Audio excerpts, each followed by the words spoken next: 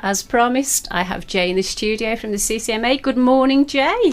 Good morning, Alison. It's from the Cobridge Community Centre Consortium. Thank you. I just thought I'd just rectify that bit. Thank you. How are you? I'm great this morning, thank you. Good. You're looking very happy this morning. Always, you've got to stay happy. Makes the day go well. And I think I know why you're looking happy. Why is that? Well, I know what we've just spoken about. What you've done so far. Right, come on. Let's crack on. So I'll fill you in. Yes, please. Brilliant. Well, the Cobridge Community Centre Consortium have been working tirelessly over the last 4 and a half weeks, to raise funding to reopen the Cobridge Community Centre. That's correct. It has been an amazing journey. Absolutely amazing. We have met some wonderful people from the local community who have given their time and some of their money to help us reopen the centre. We've gone out and we've door knocked and spoken to so many amazing people who some have just been volunteering their time to help us. Others have been giving ideas. Others have been giving donations. We've then moved on to the local businesses. Now, this area here has just shown to us that even though many people are saying the recession's over, the recession's not quite over in Stoke-on-Trent yet. It isn't, sadly, no. No, and so the businesses in Stoke-on-Trent are having a very difficult time currently in this current financial climate. But many of them have still found it in their hearts to donate to our cause. And so far, we're up to 52% of our funding has been raised. We're currently speaking with a couple of local investors who may be interested in supporting the final stage, but we're not there yet. That's the sad thing. We've got a small amount still to raise, yes. And we still need everyone out there to do their bit and go on to our Indiegogo website, which is www.indiegogo.com/projects/save-Cobridge-Community Centre, or go to our Facebook page, which is facebook.com/save Cobridge. Now, the members of the community have been amazing. I've got to say, it's just been heartwarming to see how they've got involved and how they've been assisting us in this amazing cause. I can't believe. I mean, I know you're so close, but so far. But when you think about the last time you were on the show, 3 weeks back, and you were only at the £500 target, and where you're at now, I mean, it is phenomenal how much money in 3 weeks you have managed to raise, and that is through sheer determination, going out, like you say, knocking on people's doors, the local community getting involved, giving out flyers. I mean, that is true community spirit. It really is. And it just shows times like this, the community does pull together.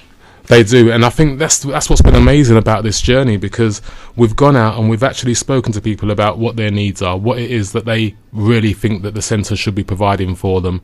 And most of what we've found is what we've already written in our 5-year business plan. So what we've been told on the streets is falling perfectly in line with what we've got in our 5-year plan. So we can see that we've actually got the right idea. Now, the community can see that, and that's why they've been behind us so heavily and in supporting us. When is the deadline exactly? The deadline is Sunday. And from now until Sunday, you have to raise... We've got around another £20,000. Oh my gosh, say it fast. I'll say it very fast. £20,000. Yeah. So anyone out there who's got a spare 20,000, just give me a call, 01782. No, I'm joking. Yeah. Oh my goodness gracious. But I mean, looking at the whole picture, I mean, £20,000 is a huge amount of money. It is. Equally on a positive, and I feel at this stage now you just have to concentrate on the positive and what you've done so far. In 3 weeks, the sum roughly then what you've raised, that is... Oh, I've lost track. Roughly off the top of your head. Oh, in total we've got 52 raised in total. My goodness, I can only, now you've come this far and the deadline's Sunday, I can only wish you luck in raising the rest of that money, and that is by if local organisations can get involved, and if everybody in Stoke-on-Trent only actually donated £1. Yeah, that'll be a massive. That'll be it. That'll do it. You would be there. We'll be there. You would be there. Now, I have to ask this question because obviously so much money has been raised and the deadline is Sunday.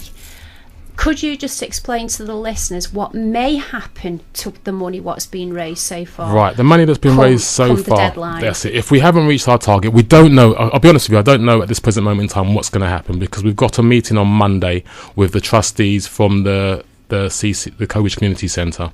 So it's going to be truly down to them at that stage to decide what actually happens. But what we're probably going to do is that we'll donate it to other charities. So that way the money can be still used within the community. So either go to the free charities who have taken part in doing all the hard work, and donate some to other charities as well. So I think that's the best way forward. But for us, we're not thinking about that. We're thinking about getting the centre. And we're thinking about what the wonderful services that we can provide for the community. I want to say, can I just say some thank yous? Because some of the businesses who have supported us, I've got to say a big thank you to them. So we've had businesses like, for example, Mossmore Garage in Burslem. They've been a donator. We've had Hot Lane Tyres have been a donator. Express Flowers have been a donator. LTR Recovery Service have been a donator. We've had donations from TC Skips. We've had donations from McGuinness's. We've had donations from Autonet. We've had donations from the Yorkshire Fisheries. So these are just a few of the companies who are, even though they're having hard times themselves, have found a way to donate to us. So any other companies out there, just give us a call, go on our Facebook page, go on our Indiegogo site. Most of these companies have just come to us and given us checks, so they're not even showing up on our Indiegogo site, which is a bit sad, but it makes it easier for us because we haven't got to pay a fee on that afterwards. And just remind the public why it is so important for the centre to reopen. Right, not a problem. The centre itself has been closed since September. The centre is based in one of the most deprived areas of Stoke-on-Trent and was providing essential services such as a base for the local community police, Citizen Advice Bureau. They had a help desk there. The council also had an inquiry and support desk there, and also a number of different training courses run out of that centre.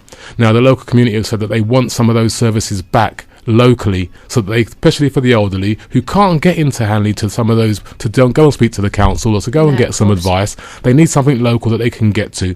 And more importantly for us, for the elderly, is that we've got one gentleman who's on a Zimmer frame, and he goes about as far as he can go from his house is the community centre. So if that's not there for him, he has nowhere else to go. Of course. Guys, please try and dig deep if you can. Even if it is only 50 pence a pound, it would all contribute to Jay's cause. We really do need this community centre staying open, or reopening, should I say.